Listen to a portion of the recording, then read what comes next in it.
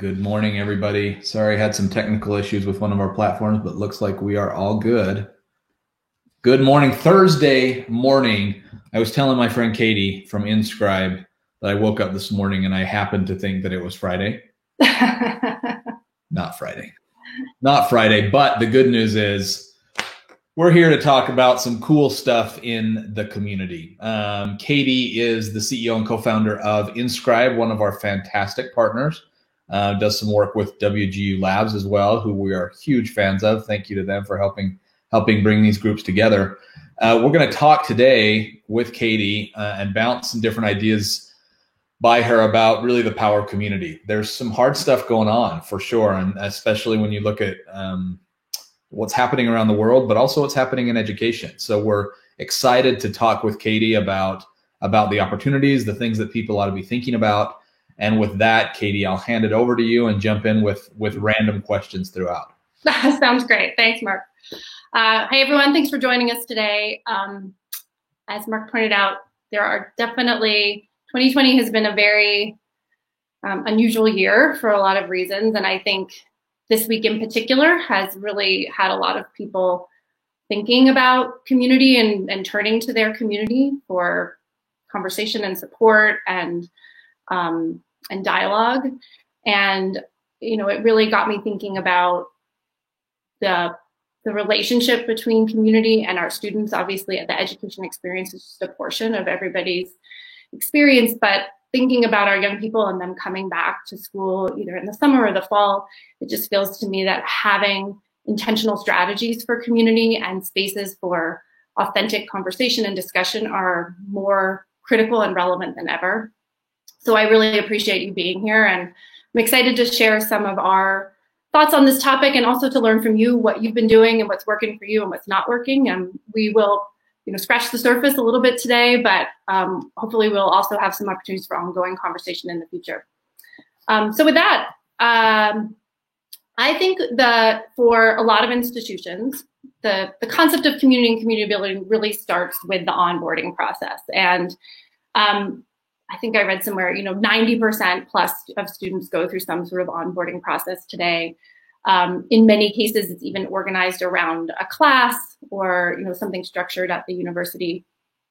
And it really creates the foundation for the success of students in learning. And there's some common goals and themes that we see with the onboarding process. Certainly, how are we getting information to students? And that information can be very practical, like key dates and processes and things that they need to know. And it also is now evolving into more skills that students need, things like study skills and time management and networking. So it's about getting that content and that detail to them and empowering them with the tools that they need to navigate throughout the experience. That also lends itself to a component of really helping students articulate, who they are and what they want to be, what they want to get out of their experience of learning much earlier in the process. So I think a lot of studies are showing that if you can get students to really articulate their goals early, they will be more likely not only to be successful, but to find their education relevant in terms of what they're doing. Onboarding, of course, we're out there to create connections. So you want students to meet each other, but you also want them to meet their faculty members, the staff, and the student services folks that will be helping them along the way. And this is the place where, when we're creating culture and a definition of how we're going to work together, where students really find that and that can be reinforced. I'm curious because, we're just going to touch on a few of these things, but if you're really interested in onboarding generally, or if you're thinking about redoing your onboarding, I'm going to have Mark share a couple of resources that you might find useful. So one is kind of a deep dive on the history and the value of onboarding from the University of South Carolina. Another is a workshop that was put together by a set of schools, Indiana University, Southern New Hampshire, University of St. Thomas, and Oregon State. They did this workshop at OLC, and in this area, you can find a whole set of workbooks and activities that you can go through to kind of think about your onboarding process. So we're not going to go deep on onboarding today, but if that's something you're really thinking about, those could be useful tools. And in fact, given what's happening with education and the many changes that I think most institutions are facing in the fall, I'd be curious to know if you all are thinking about how much you're thinking about retooling your onboarding process, and what changes you think you're going to have to make to that process to make it successful for students as they come in to the fall of 2020 and beyond. One of the changes I think that a lot of people are thinking about is, if my learning model is going to become more virtual, if I'm going to have students in a hybrid modality or a fully online modality, how do I actually do onboarding in a virtual space? And I think there's some obvious things that you're doing there. You're taking your orientation materials, your teaching materials, and putting them into a virtual course if you haven't done that already. You can do Zoom gatherings or virtual gatherings where people are coming together in a synchronous fashion. But one of the really key components of delivering a virtual onboarding experience is thinking through the virtual community experience. And if you're thinking about going virtually, the community is really what can help the onboarding move from a point in time activity where you're just delivering materials for a few weeks or a semester to something that can really persist with the student throughout their time at the university. And the goals of virtual onboarding are really not that different from virtual communities. So again, you're creating not just a single point in time access to information, but providing a space where students can go for ongoing access to their resources and the teams that they want to work with. It's really creating that space where students can express their goals, their fears, what they're excited about with each other and with their teams on campus. You can also create smaller spaces in virtual communities that are targeted around students with particular shared backgrounds or interests so that they can have like a micro space to get together and talk to one another. Of course, it creates an ongoing opportunity to interact with folks across the campus. And for a lot of the folks that we work with, virtual communities are a place to really reinforce that sense of belonging and confidence for students. So if you think about it, you're putting out celebrations, you're talking to students about things that are happening at the university, things that have been successful at the university, and your community is a place to announce that. So same stuff you're putting on maybe your social media sites, you can also push into your community to reinforce for the students what they're belonging to and why it's valuable for them. But at the end of the day, what we're really trying to do is improve the students' engagement, their retention, and their ability to succeed. And virtual communities create an awesome way to achieve that. So I'm also kind of curious if people have played around with virtual communities. Have you, what tools have you tried? What successes have you had? What challenges have come up? Because I think, there's a lot of different ways that people have put these in place. So we might learn a little bit from what other people have done in the past. One thing that's interesting is I think people often sort of think, well, the virtual community is sort of less than the face-to-face experience. It's never going to totally replicate the face-to-face experience. And although virtual communities are definitely different, they actually have some really interesting advantages over what you might do in a face-to-face environment. And those can, in some ways, actually help students and staff and the institution really thrive. So, for example, virtual communities are always available. They're self-service. They don't shut down at 5 p.m. or aren't just a point in time. And that's important for traditional students because that kind of self-service on-demand world is something that they've come to expect. But I think it's particularly important today because we have a student population that by and large does not look traditional. So just across the board, 25% of students have children at home, more than 2/3 are working. We actually have many customers where those numbers are a lot higher. And earlier this year, about 1/3 of our students were learning online.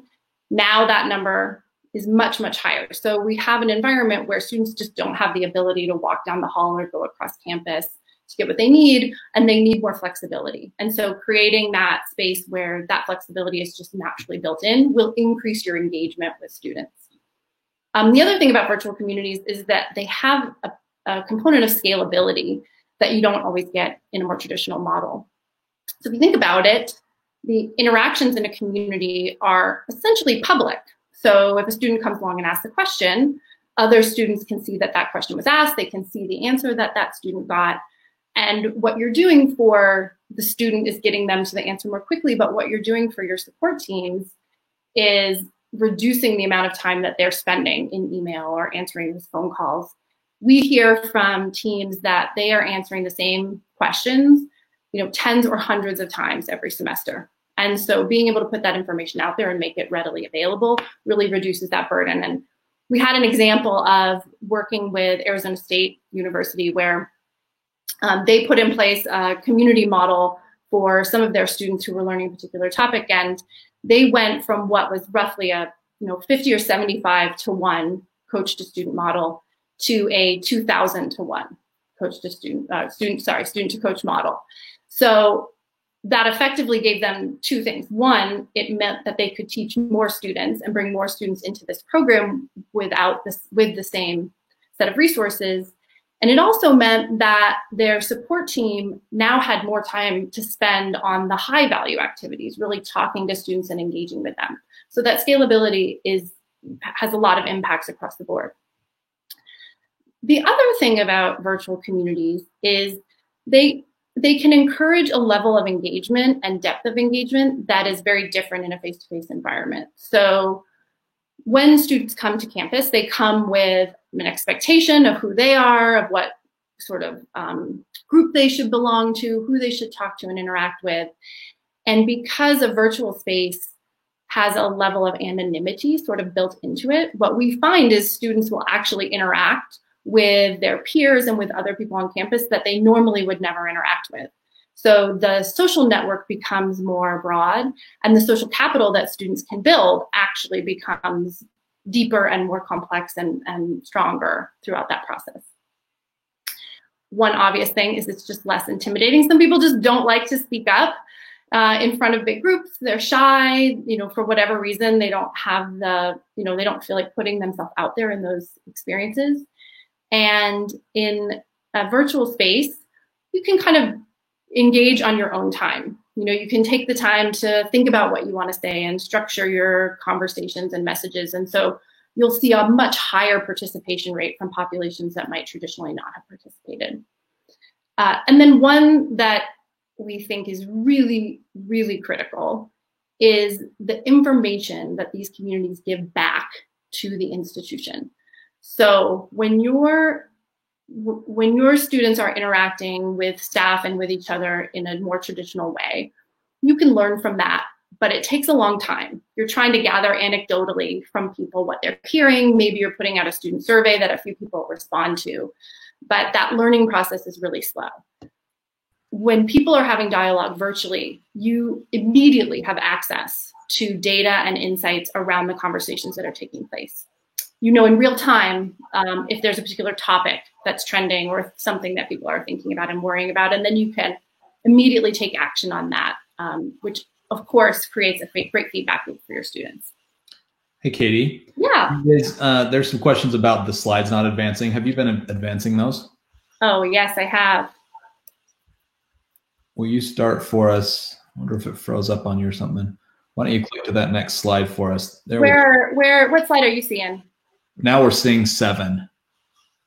Now you're seeing 7 with the self-service on demand. Yeah. Yep. Okay. I wonder if it's having issues because it's not in presentation mode, maybe. You know what? Let's just do this, and that way it will be not as pretty to look at, but we can have better control over it. Is that working? That's perfect. Thank you. All right. Terrific. Well, I apologize for that, everybody. But again, so these are some of the interestingly, the advantages that you get for the virtual community. So again, if you've been trying things with virtual, have you seen some of these things come out? Are you having difficulty kind of getting these benefits? Would love to learn, what other people's background and experience with that has been. But I will tell you that from our perspective, just a few statistics from some of the communities that we've supported. we see huge levels of student engagement, up to 90% of students participating in the community. And remember, participation in a community does not necessarily mean that you're the one always posting and answering and creating content, but the students get a tremendous benefit out of going in and seeing the content and questions and answers that other people have put out there. So, making sure that you're really understanding that aspect of the engagement, you can get a huge number of students participating. We've also seen big improvements in student success. So one of our communities saw a 20% improvement in first year course completion, just through the ability to get quick answers and quick responses and feel a sense of confidence by seeing that, they weren't the only one that had the same questions or these kinds of questions or challenges. And kind of our likening back to our ASU example, big increases in the efficiency of your support staff, opening up them to do other interesting things. Anecdotally too, we don't have necessarily a statistic on the ability to gain insights into the community, but I'll give you an example of one that came up, which was we had an institution who was running a program that was online, but it had some synchronous components to it. They were using Zoom in this case. The synchronous pieces were optional and students weren't showing up. And so the school sort of assumed that the sessions weren't useful and they were thinking about retooling them. But when they looked at the conversations in the community, what they saw was actually that because of the time of day that they were hosting the sessions, a lot of their students were in their car, driving, to and from work or from school, and they were reluctant to try and join virtually while they were driving. So just by creating different opportunities for that synchronous engagement, moving it around a little bit, they were able to improve the access to that. So again, it's like you may have assumptions about what students are thinking, but just giving them the chance to actually tell you what they think, you can learn a lot more. So, we talked about, we talked about onboarding and some of the ways that we can think about moving that onboarding to a virtual space. But there's also wanted to share just a few tips and things to think about if you are going to launch a virtual community that can really help your community thrive and help you reach a really important population of individuals.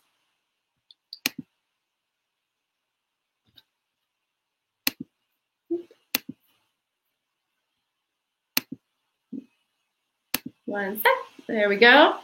So one thing to do is to really think about the unique populations within your university that might benefit from community. So of course you have your traditional student population. I'm sure many of you are already doing things to support them. Within that population, you probably have micro communities that you can tap into. But if you think more broadly, there are other student groups and other groups who are affiliated with your university that we think also might have some benefit there. So for example, thinking about your prospective students. So one thing to consider if you're thinking about building virtual communities, when you're selecting your platform is, does the platform offer the opportunity to create multiple communities and to engage participants who may not be directly on campus right now? Maybe they don't have a school login or they don't have access to your learning management system. So are there ways for other people to get in and participate? And one population that might benefit from that are prospective students.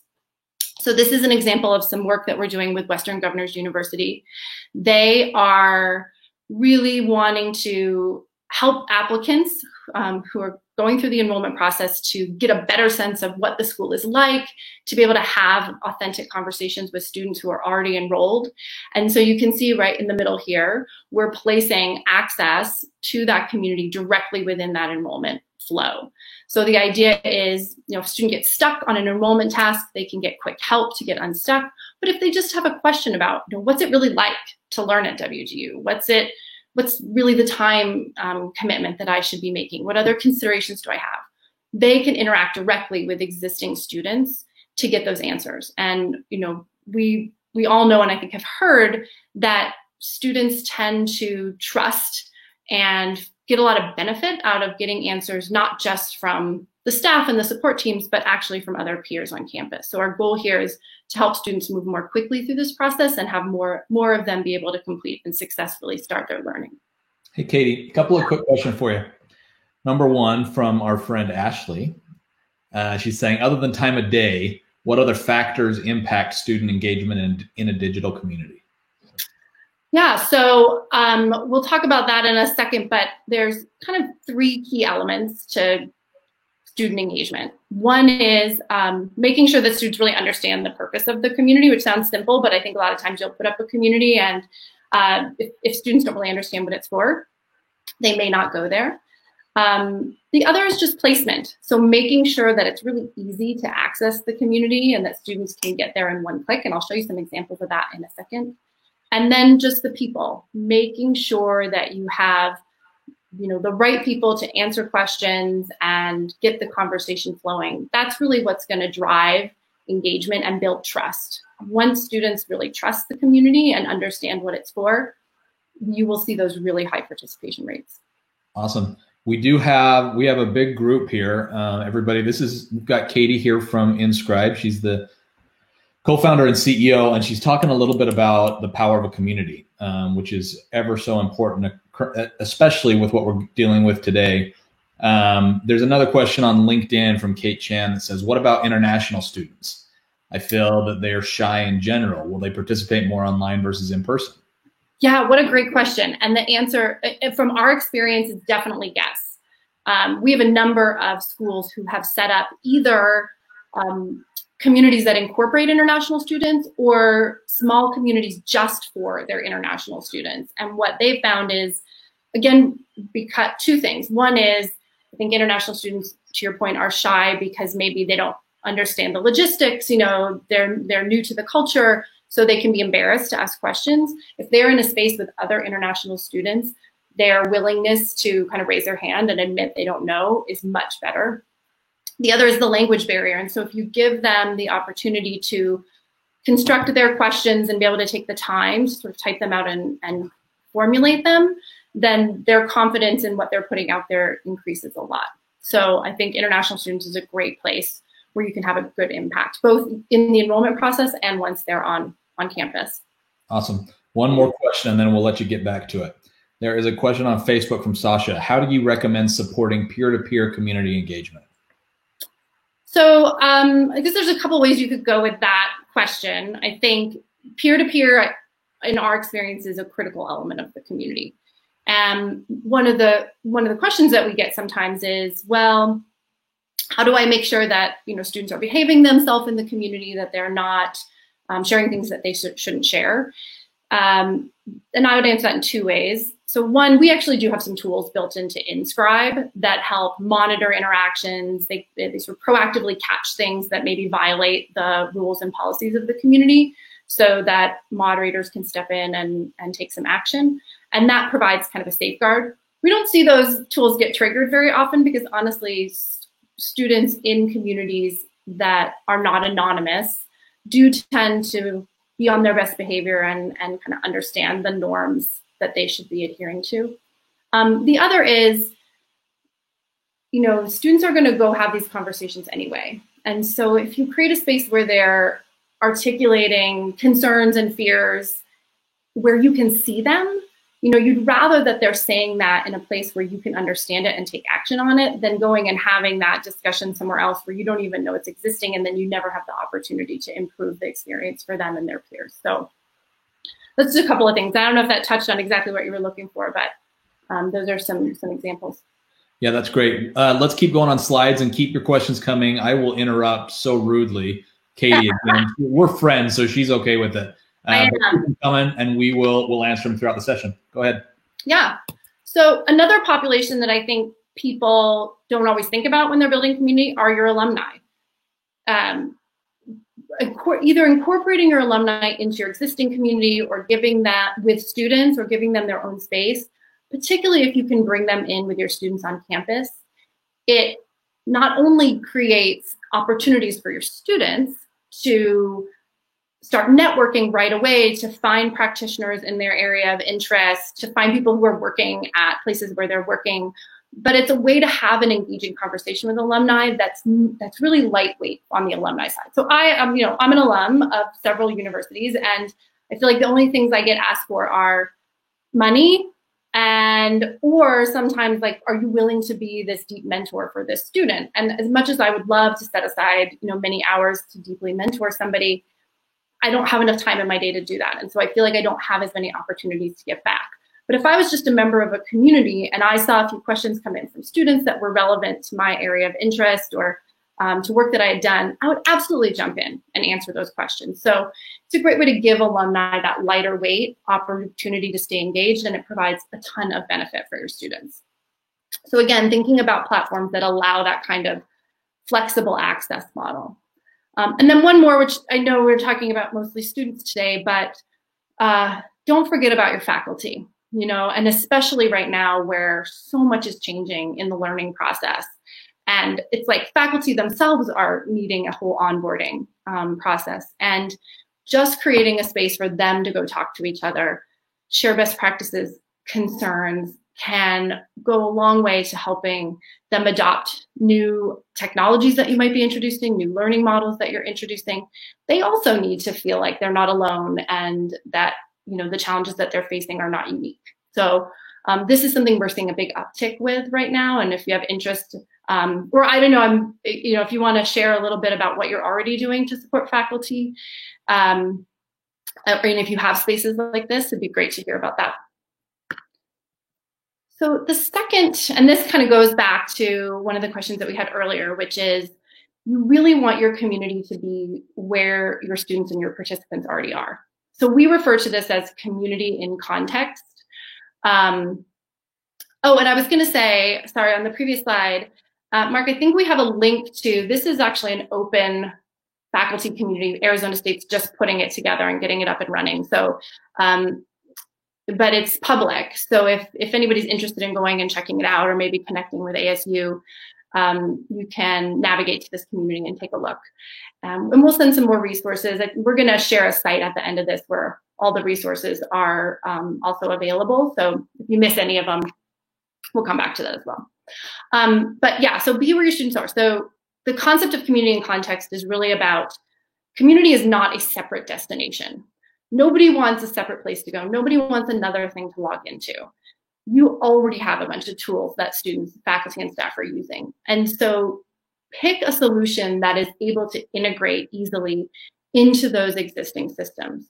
One, so you're more likely to get uptick in engagement, but two, so you can get deeper insights into where people are when they get stuck or have a question or have an idea. If you're integrated correctly, you can actually gather information from the system they're coming from about things they were looking at or things that they were trying to do when they launched into the community. And so your insights are a lot deeper. We do tons of integration points. Probably the two most popular, as you might imagine, are the LMS. So this is an example of an onboarding course from Indiana University. And they created spaces in their community for each of the things that they were teaching in the onboarding process.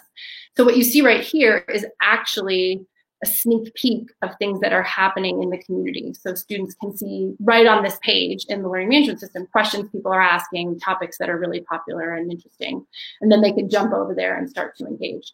So again, you want to be right on this spot when, if the student had a question here and they had to go to another system, you have lost 90% of your students right there.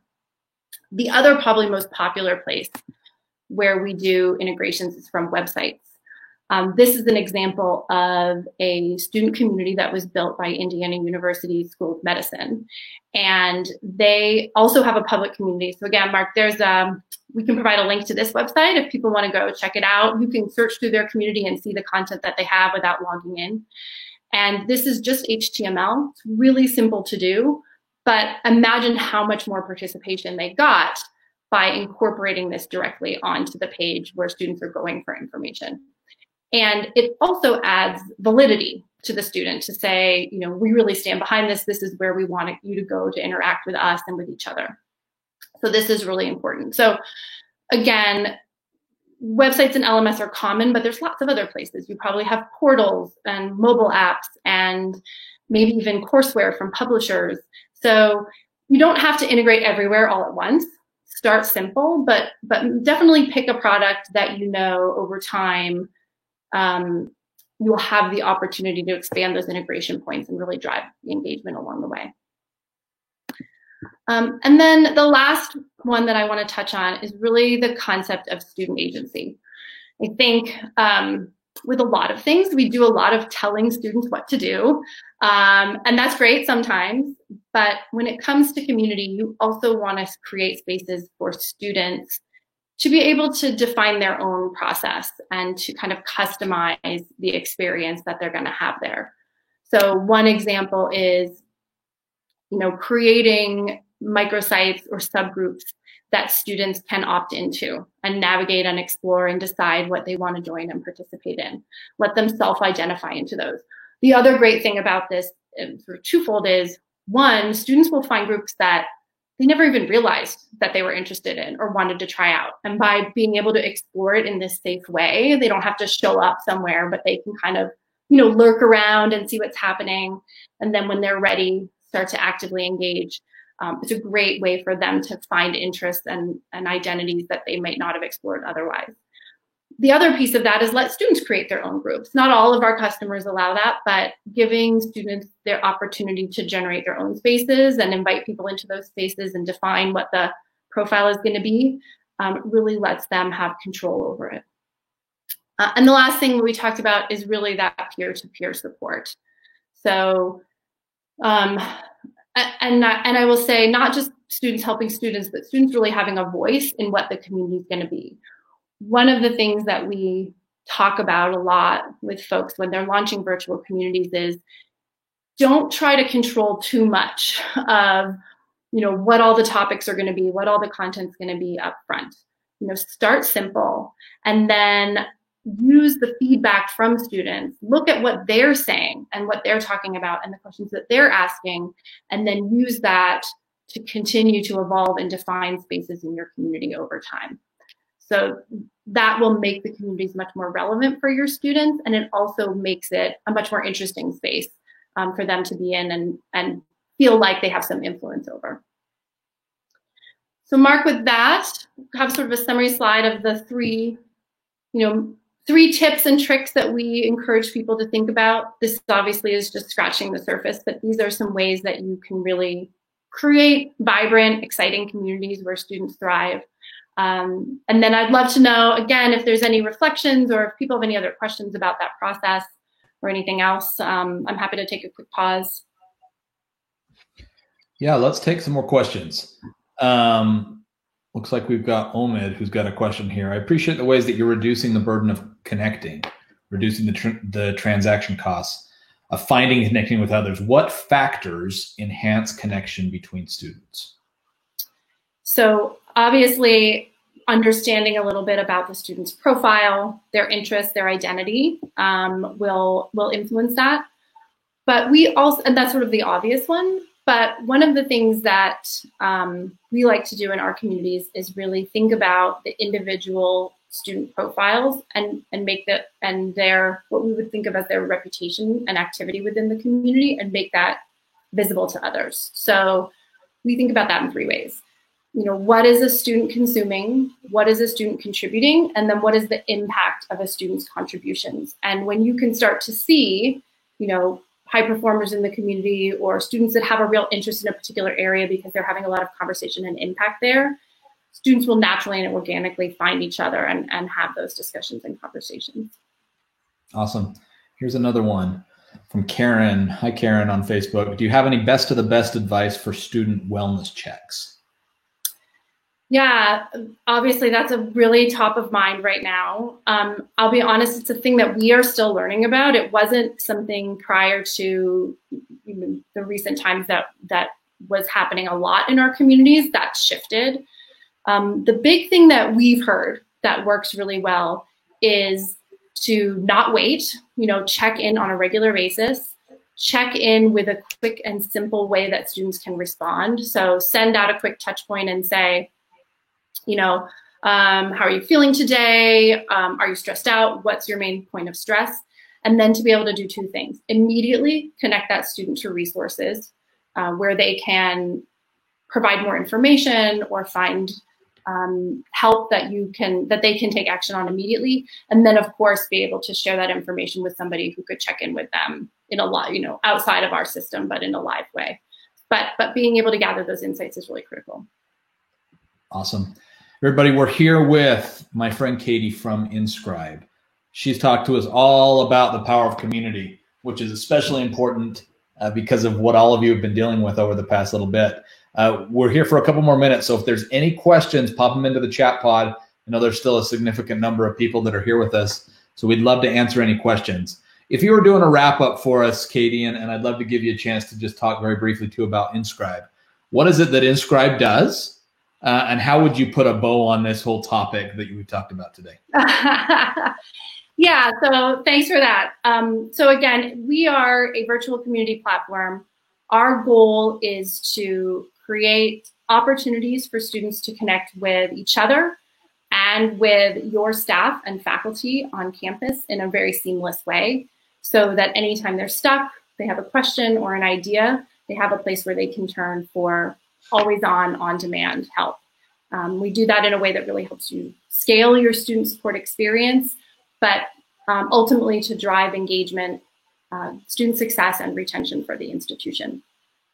I will say, obviously community is we've said several times, more important than ever, and I think going into the fall will be critical. We also recognize that institutions are struggling right now, not just trying to understand how to navigate all this, but financially as well.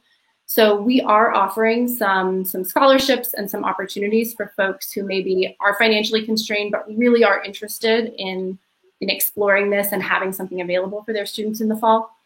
If you go to that link right there, and I don't know if you want to also drop that in the chat, we have a page on our site. You can find resources from our conversation today there, but you can also let us know if you're interested and want to have a conversation around some of those scholarship opportunities. And we'll reach out to you and we can extend that conversation. You can also connect with us, obviously, on LinkedIn and Twitter. And the more feedback you can give us about your experiences trying these things, if you have, we would love that. Awesome. Well, big thanks to Katie from Inscribe and to our partners over at WGU Labs for helping us pull this one together. We are back tomorrow morning at 10:30 Mountain. Tomorrow is very focused on the K-5 organization. So any of your people that teaching K-5, you're going to be really interested to see what we're sharing tomorrow about how to best use Canvas in that scenario. Thanks, everybody. We will see you tomorrow. Appreciate it. Thanks, everyone.